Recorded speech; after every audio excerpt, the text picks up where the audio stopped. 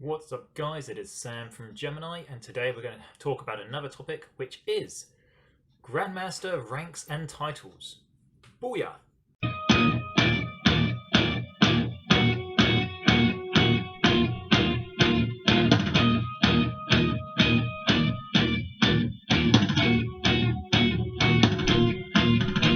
Okay, as always, first and foremost, hope you're all doing well today and enjoying the lovely sun which we're having recently. Spring has finally arrived.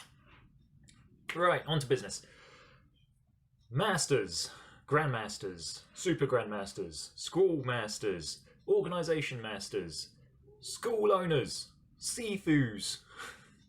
I'm sure we've all heard these titles which people have in the martial arts world, the titles that they're given, the titles that they sometimes give themselves. And basically, what does it all mean? I mean, what do these titles and ranks actually mean? And you could be quite nihilistic and actually say all these titles which we hear in the martial arts world, Masters, Grandmasters, Super Grandmasters, X, Y, and Z, they mean nothing. Because somebody could claim to be a master in, say, I don't know, let's take Taekwondo just to make it nice and simple, but that in no way means that you can do superhuman feats. It doesn't mean that you're a nice person. So let's get into now the definition of what a master is. For many people, what constitutes a martial arts master will vary from person to person. I'm going to speak from my personal opinion here.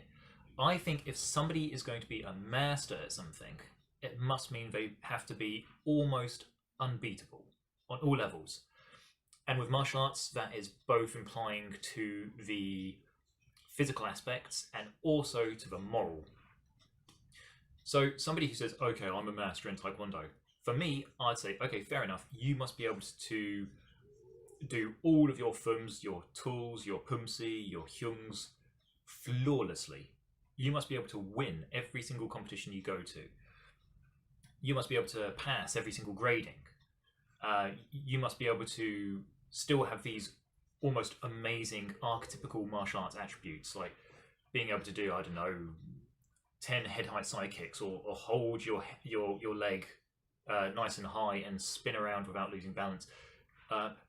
This kind of stuff.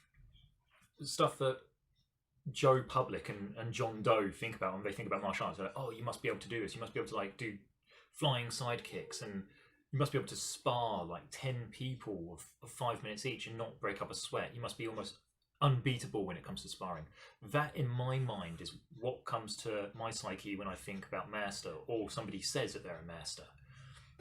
At the end of the day, and I've seen this from my career in Taekwondo, you get a lot of people who say that they are masters, and they are fat, they're obese, they can't do the basics. You see them trying doing a side kick and they're losing balance all over the place. They can only kick mid-height.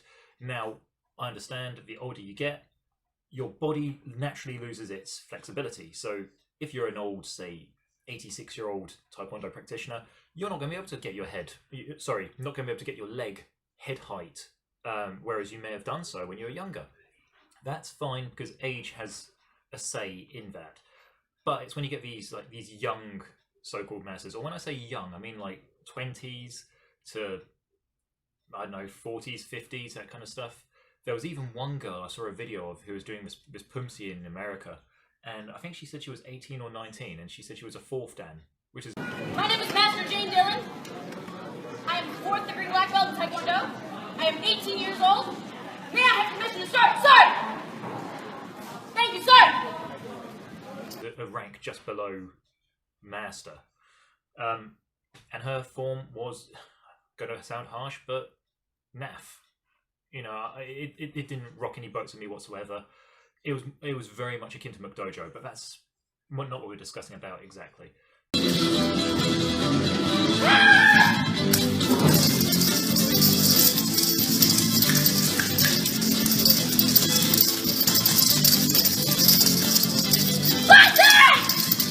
So, to be a master, you have to have almost perfect physical form. To be a grandmaster, you have to take that superhuman ability almost to the next level, which it may fool a lot of people, a lot of layman people who are not involved in martial arts, and be like, wow, you're a supreme grandmaster and you've got all these Dan bars on your belt, you must be amazing. No, it doesn't automatically mean that you're good at these technical abilities. Likewise, I mean, I know somebody who's a 7th Dan, allegedly coming on grandmaster status or something, or whatever the cookie ones say is now allegedly a grandmaster Dan grade rank, and physically, I mean, his abilities are not super grandmaster status. If he didn't wear a belt and he walked into a dojang, you would assume he is a beginner. You'd assume he wouldn't have that much experience, maybe a year's experience at most, but you wouldn't think he would actually be in the Dan ranks. But however, then we get into the moral side as well. So to be, again, this is just from my opinion, but to be a master at a martial art, it must also encompass your moral character and your moral standing. Now, I did a video about this a while ago about, did martial arts make you moral? The honest answer is no, they don't. Some of the most horrible people I've met in life, some of the most backstabbing people I've met in life, some of the most downright vile people I've met in life have come from martial arts. And when I say vile, I mean they are people you don't want to know, you don't want to meet them, and just because they're such disgusting people, thanks to their characters, thanks to their personalities. So, does being a master in martial arts automatically mean that you're a moral, upstanding citizen? No. There are so-called masters out there who abuse their students, they abuse the public, they con the public, they con their students, they commit various different abuses against their students of various different degrees, and they all claim to be masters and grandmasters. And a lot of schools as well would actually use this as a sales pitch. Oh, you can learn authentic Taekwondo under Grandmaster Joe Blogs. Why feel the need to put that in an advert? Why don't just say, you don't get it in boxing. It's like, oh, learn authentic Western boxing under Supreme Grandmaster Frank Job or something like that. No. But traditional martial arts schools seem to kind of get off on promoting their schools with learn under Grandmaster such and such, or on YouTube as well, you see all these comments, I learn under Grandmaster blah blah blah, and when when you end up looking or doing research about who Grandmaster blah blah blah is, you find he's like a shelf stacker at your local Tesco, and he gets bullied around by 16-year-old supervisors, or he's unemployed and he's living on the dole and he's scrounging on benefits and stuff like this.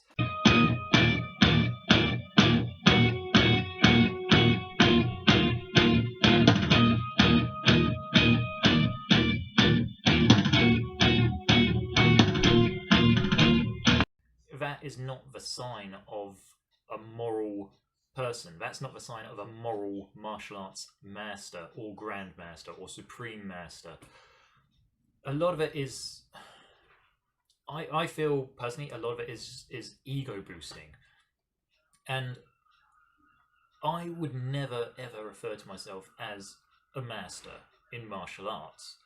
I actually find the title quite cringing. I find it quite self-abasing. It's quite embarrassing and also a little bit humiliating as well, because it says something about your ego. If you're signing off messages and letters saying Master such and such or Grandmaster John Doe, it says something about you. It says something about how you see yourself.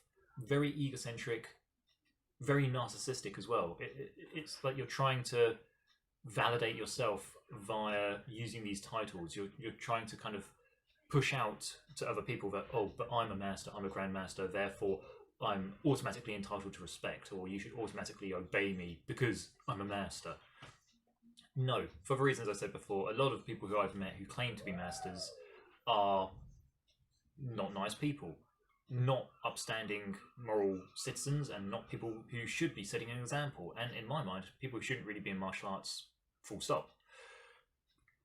So, next time somebody comes up to you and says they're 8th rank in, I don't know, whatever martial art you can think of, or they're a Choi Kwang Do Generalismo, or a Taekwondo dodo or something like this, and they're a supreme Excelsior gold belt grand Ayatollah in some obscure branch of Taekwondo.